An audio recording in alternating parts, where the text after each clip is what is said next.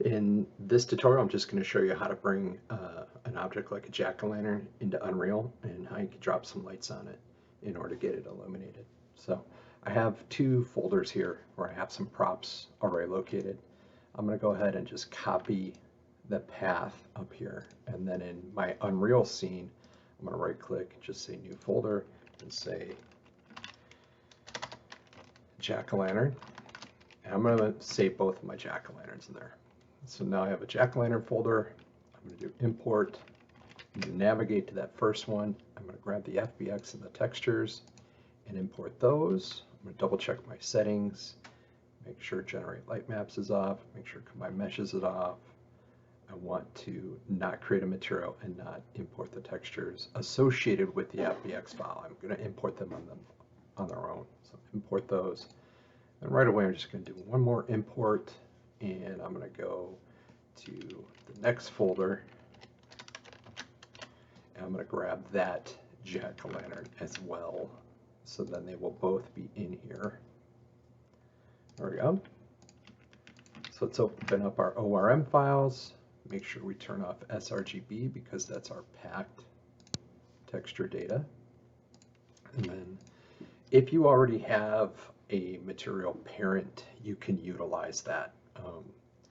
Just in case you don't, I'll kind of show you n underscore jack-o'-lantern.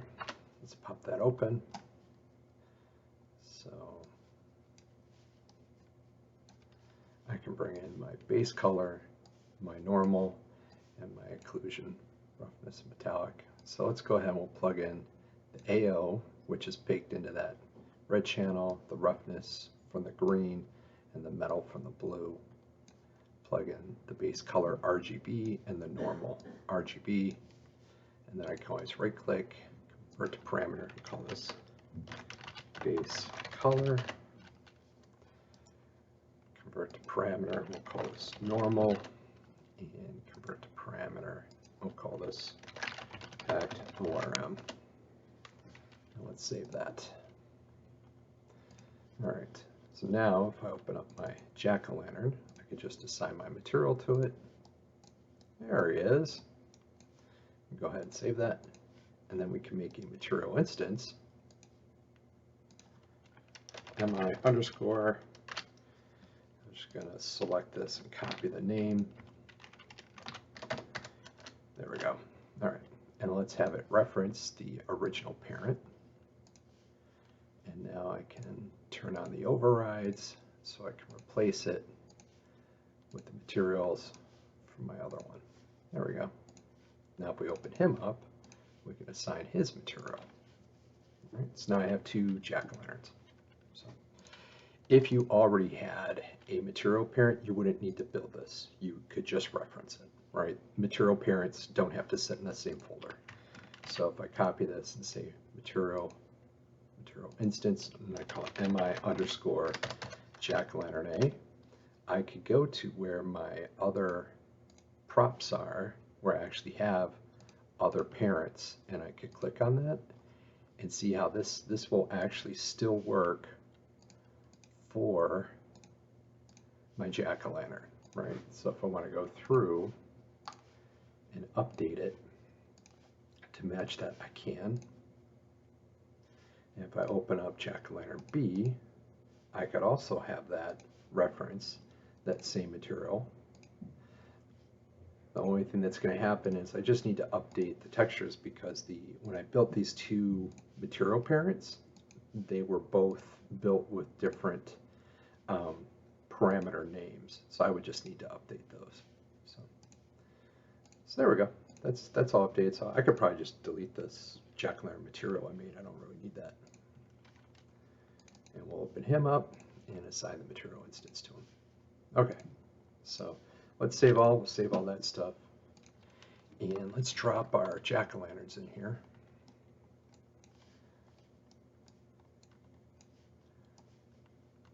And they're huge. Look at that.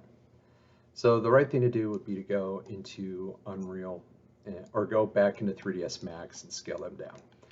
While it's true, you can scale things down in Unreal as a game artist, you don't want the engine doing all the work for you, so you should probably go in and just fix it in max and then bring it back in. For the purposes of this demo, I'm just going to scale them down though. There we go, about quarter size. They're massive, but there we go. So here's my two jack-o'-lanterns. Right, both of varying quality. Let's save all this. And then where does this floor piece exist? Right there, perfect. I'm just going to bring another one in. Let's kind of scale it down.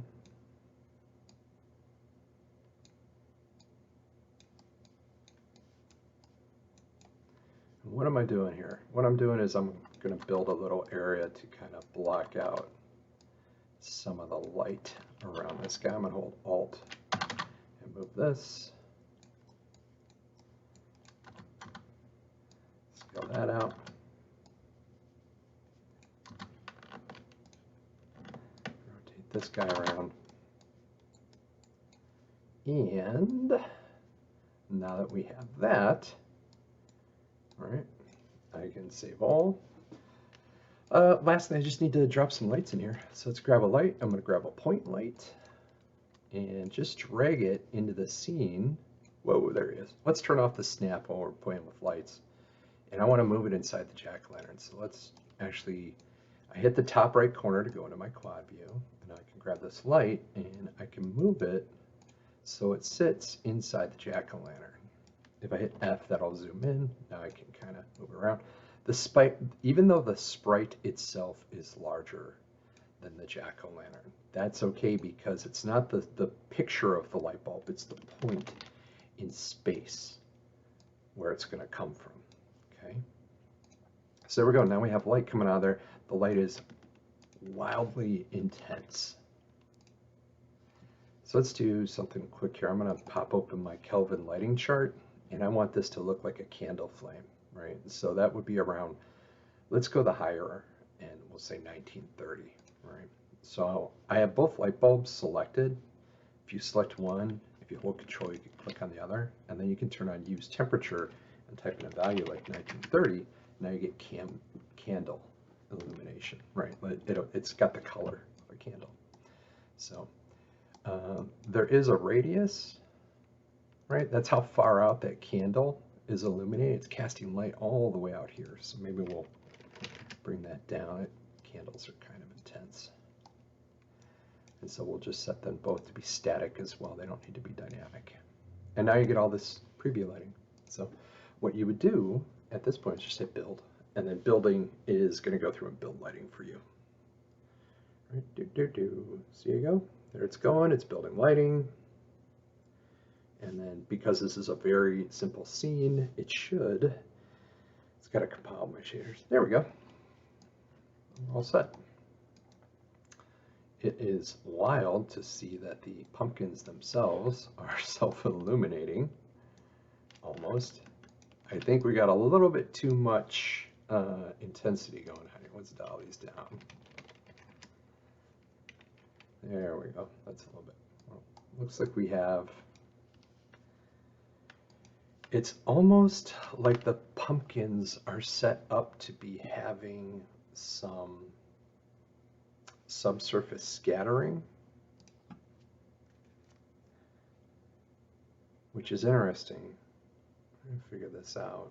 They're pretty thin, and so I didn't think the software would do that on its own. It's pretty wild to me that it is. Yeah, I dialed it down. It should be better. Huh. Very interesting. I didn't expect that at all. Well, now you got lights in there. I don't know why they're glowing quite so much. I'll have to dig into that to figure that one out. But that was unexpected for me working on this tutorial. So, at any rate, that gets you light in your jack-o'-lanterns. I don't exactly know why they're lighting. I think maybe because there's no other light in the scene. If I took a spotlight and I just dropped like, well, I hit G and that hides the lights or sprites. let's go ahead, we'll drop a little spotlight in here to kind of backlight them. And let's see if that helps. Let's turn off rotate so we kind of angle it. Kind of over here. Control C, Control V to copy and paste. We'll put a second one in there.